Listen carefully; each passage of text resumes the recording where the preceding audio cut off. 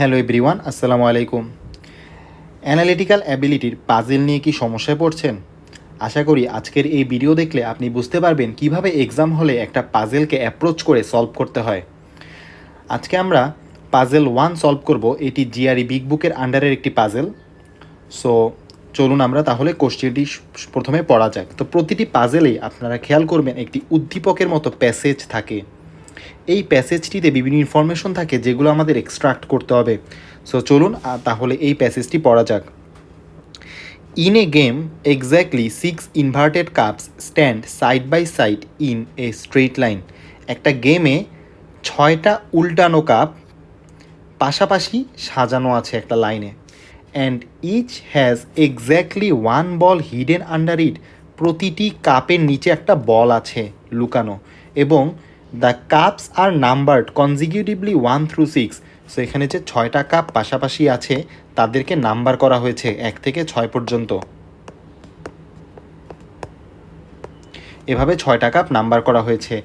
Each of the বলস is painted a single solid colour. So প্রতিটি কাপের নিচে যে বলগুলো আছে তারা হচ্ছে একটা সিঙ্গেল সলিড কালারের বল হবে, এবং সে কালারগুলো কী কী? The colours of the balls আর green, magenta, orange, purple, red and yellow. এখানে খেয়াল রাখতে হবে যখনই কোনো পাজেলে কোনো কালারের নাম বা কোনো জায়গার নাম বা কোনো মানুষের নাম থাকে, এইগুলোকে আমাদের শুরুতেই আলাদা করে কোশ্চেনের একটা কর্নারে বা একটা স্পেসে লিখে ফেলতে হবে, কিন্তু পুরো নাম লেখা যাবে না। আমরা যদি পুরো green, magenta, orange, purple, red, yellow এই কালারগুলোর নাম লিখতে যাই, এতে একদিকে সময় নষ্ট হবে, জায়গাও নষ্ট হবে, এবং আমাদের এগুলো মনে থাকে না এইসব কালারের পুরো নামগুলো। সো আমাদের মেইন প্রথম ওয়ার্ডটা আমরা যদি জাস্ট জি লিখি বা এম লিখি বা ও লিখি, তাহলে কিন্তু সেটা যথেষ্ট আইডেন্টিফাই করার জন্য। সো আমরা এই 6টা কালার লিখে ফেলি একটা জায়গায়,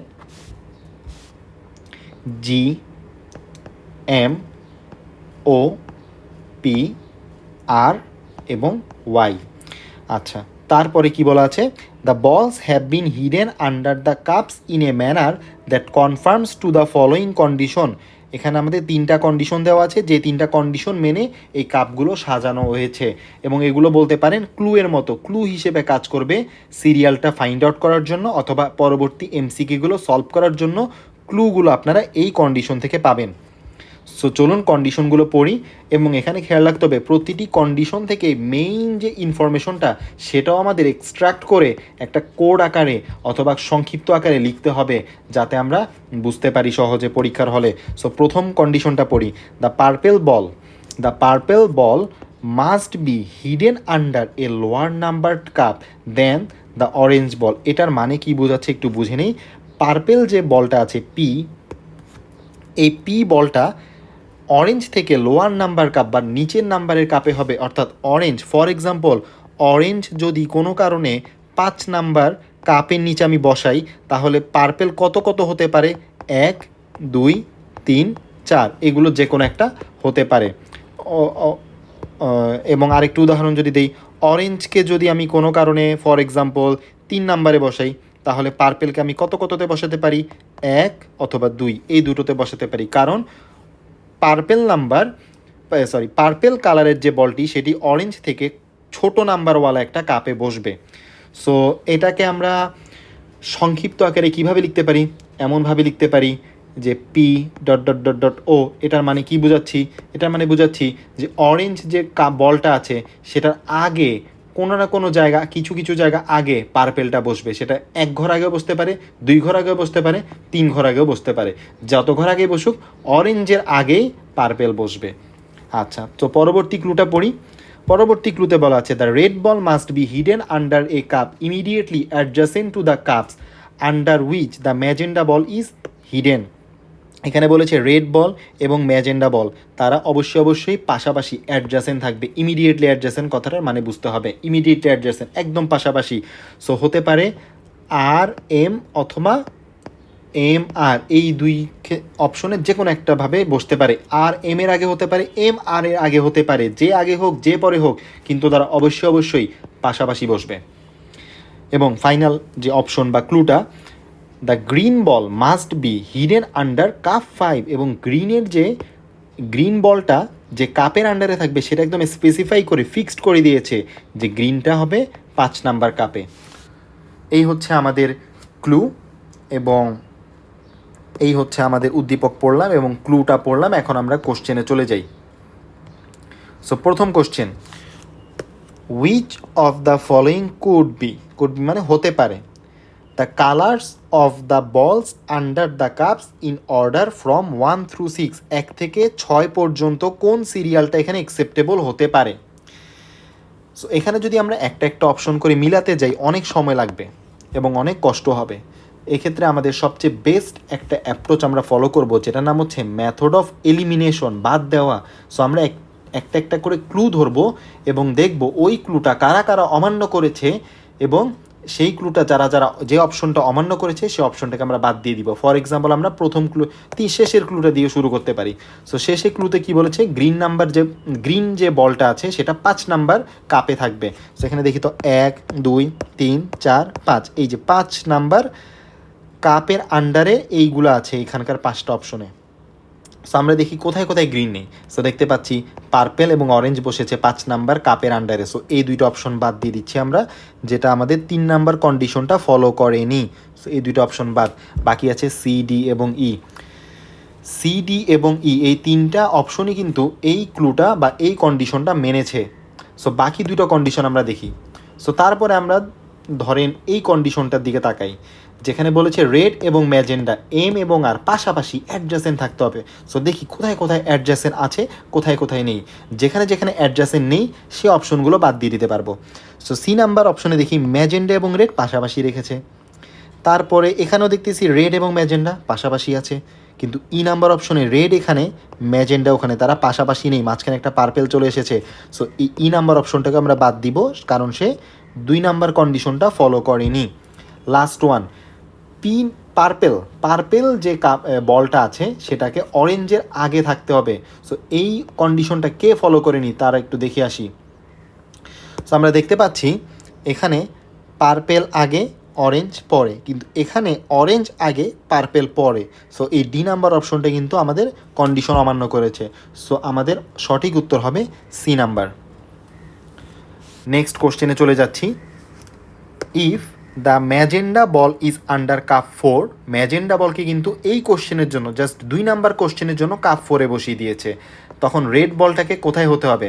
সো আমরা এখন একটু 6টা কাপকে বসাই, 1 2 3 4 5 6। আমাদের উদ্দীপকের যে কন্ডিশনগুলো বলা আছে সেই কন্ডিশন অনুযায়ী 5 নাম্বার কাপের নিচেই কিন্তু গ্রিন বলটা থাকবে এবং এই কোশ্চেনের জন্য আলাদা করে বলে দিয়েছে ম্যাজেন্ডাকে থাকতে হবে কাপ 4-এ। সো কাপ 4-এ আমি ম্যাজেন্ডাকে বসিয়ে দিলাম। এখন ম্যাজেন্ডাকে নিয়ে কিন্তু একটা কন্ডিশন আছে, ম্যাজেন্ডা এবং রেডকে পাশাপাশি অ্যাডজাসেন্ট থাকতে হবে। সো ম্যাজেন্ডার এক পাশে আছে 5 নাম্বার কাপ, আরেক পাশে আছে 3 নাম্বার কাপ। 5 নাম্বার কাপে তো ভাইয়া গ্রিনটা বসেই আছে, তাহলে রেডকে কোথায় বসতে হবে, 3 নাম্বার ছাড়া তার বসার আর কোনো গতি নেই। সো আমরা রেড বলটাকে 3 নাম্বার কাপের আন্ডারে দিয়ে দিতে বাধ্য, এছাড়া আর কোনো উপায় নেই। সো আমাদের অপশন হবে সি বা 3 নাম্বার কাপে বসবে রেড বলটা। সো নেক্সট কোশ্চেনে চলে যাই। A ball of which of the following colours could be under cup 6, cup 6-এ কোন কালারের বলটি বসতে পারে, কুড বি, সেটা আমরা দেখে আসি। সো আমরা সাজাই 1 2 3 4 5 6 এবং আমাদের একটা কন্ডিশনে বলেই দিয়েছে যে গ্রিন যে বলটা আছে সেটাকে অবশ্যই 5 নাম্বারের নিচে রাখতে হবে। সো দেখি তাহলে গ্রিনকে যদি আমি 5 নাম্বারের নিচে রাখতে যাই তাহলে গ্রিনকে কি আর 6 নাম্বারে বসানো যাবে? সো এটা কিন্তু বাদ পড়ে যাবে। সো এই অপশনটাকে বাদ, গ্রিন কোনোভাবেই 6 নাম্বারে বসতে পারবে না। এবার ম্যাজেন্ডাকে কি আমি 6 নাম্বারে বসাতে পারবো? একটু বসিয়ে দেখি তো। ম্যাজেন্ডাকে আমি 6 নাম্বারে বসালাম। এখন ম্যাজেন্ডাকে নিয়ে কিন্তু একটা কন্ডিশন বলে দিয়েছে, সেই কন্ডিশনটা কি, ম্যাজেন্ডাকে অবশ্যই রেডের পাশে বা অ্যাডজাসেন্ট হতে হবে। সো এখন 6 নাম্বারে যদি আমি ম্যাজেন্ডাকে বসাতে চাই, 6 নাম্বারের এক পাশে আছে 5 নাম্বার, আরেক পাশে তো কিছুই নেই। সো অ্যাডজাসেন্টকে আমি রেড যে বসাবো সে জায়গায় তো আমার ফাঁকা নেই। সো কোনোভাবে আমি ম্যাজেন্ডাকে বসাতে পারবো না। সো ম্যাজেন্ডা বাদ। সো ম্যাজেন্টাকে আমি কোনোভাবেই বসাতে পারবো না। তারপর পার্পেলকে আমি 6 নম্বরে বসিয়ে দেখি কি হয়। পার্পেলকে ধরুন 6 নম্বরে বসালাম। এখন পার্পেল নিয়েও কিন্তু একটা কন্ডিশন আছে, সেই কন্ডিশনটা হচ্ছে পার্পেলকে অবশ্যই অরেঞ্জের আগে বসতে হবে। এখন পার্পেল যদি নিজেই শেষে বসে যায় একদম 6 নম্বরে, সে কীভাবে অরেঞ্জের আগে বসবে? সো অরেঞ্জকে তো এখানে এখানে এখানে বা এখানে বসাতে হবে, কারণ ওদিকে তো কোনো জায়গায় ফাঁকা নেই। সো সেক্ষেত্রে তো আমাদের ওই প্রথম কন্ডিশনটা ভঙ্গ হচ্ছে যে অরেঞ্জ পার্পেলের আগে চলে আসছে, কিন্তু অরেঞ্জকে হতে হবে পার্পেলের শেষে। সো পার্পেলকে তাহলে কোনোভাবেই আমি 6 নম্বরে জায়গা দিতে পারবো না। সো পার্পেল অপশনটাও বাদ যাবে। তারপরে আছে রেড। আচ্ছা, রেড কিন্তু ম্যাজেন্ডা যে কারণে বাদ পড়েছে, রেডও একই কারণে বাদ পড়ে যাবে। কেন? কারণ রেডকে যদি আমি বসাই, রেডের ইমিডিয়েটলি অ্যাডজাসেন্টেই কিন্তু ম্যাজেন্ডাকে বসাতে হবে। দেখেন এই কন্ডিশনে সেটাই বলে দিয়েছে। সো আমি যদি রেডকে 6 নম্বরে বসাই, তার অ্যাডজাসেন্টই কিন্তু আমি ম্যাজেন্টাকে বসাতে হবে, যেটা আমি পারছি না কোনোভাবেই, কারণ এক পাশে 5 নম্বরে গ্রিন, আরেক পাশে কিছুই নেই, ফাঁকা। সো এই রেডটাও আমি এখানে বসাতে পারবো না, কারণ তার পাশেই যেহেতু ম্যাজেন্টাকে বসাতে হতো। সবার শেষে বাকি আছে ইয়েলো। সো ইয়েলোকে নিয়ে কিন্তু কোনো বাধ্যবাধকতা নেই, ইয়েলোকে আমি এখানে বসাতেই পারি, এতে করে কোনো রুলস ব্রেক করবে না, তাই না? সো এখানে আনসার হবে ই, ইয়েলো। তারপরের কোশ্চেনে চলে যাচ্ছি। If the purple ball is under cup 4, purple বলকে কোথায় বসেছে? কাপ 4-এ। দ্য অরেঞ্জ বলকে কোথায় বসাতে হবে? তাহলে আমরা একটু সাজাই। 1 2 3 4 5 6। আচ্ছা, আমাদের উদ্দীপকের কন্ডিশন অনুযায়ী 5 নাম্বারের নিচে অবশ্যই গ্রিনকে বসাতে হবে, বসিয়ে দিলাম। এবং এই কোশ্চেনের কন্ডিশন অনুযায়ী পার্পেল বলকে 4-এর আন্ডারে বসিয়ে দিলাম, এখানে পার্পেলকে বসিয়ে দিলাম। তাহলে অরেঞ্জকে কোথায় দিতে হবে? পার্পেল আর অরেঞ্জ নিয়ে কিন্তু একটা কন্ডিশন আছে ভাইয়া, পার্পেলকে অবশ্যই অরেঞ্জের আগে বসতে হবে। অন্য কথায় অরেঞ্জকে অবশ্যই পার্পেলের পরে বসতে হবে। কারণ পার্পেলের পরে যদি বসাতে চাই অরেঞ্জকে, একটাই জায়গা ফাঁকা আছে, সেটা হচ্ছে 6 নাম্বার জায়গা। সো অবশ্যই 6 নাম্বার কাপের নিচে অরেঞ্জকে বসাতে হবে। সো অপশন ই হচ্ছে এখানে কারেক্ট আনসার। আশা করি এই পাজেলের 4টি কোশ্চেন আপনাদের বুঝতে কোনো সমস্যা হয়নি। এরপরেও যদি কোনো কোশ্চেন থাকে তাহলে অবশ্যই জানাবেন কমেন্ট সেকশনে। আল্লাহ হাফেজ, শুভকামনা সকলের জন্য।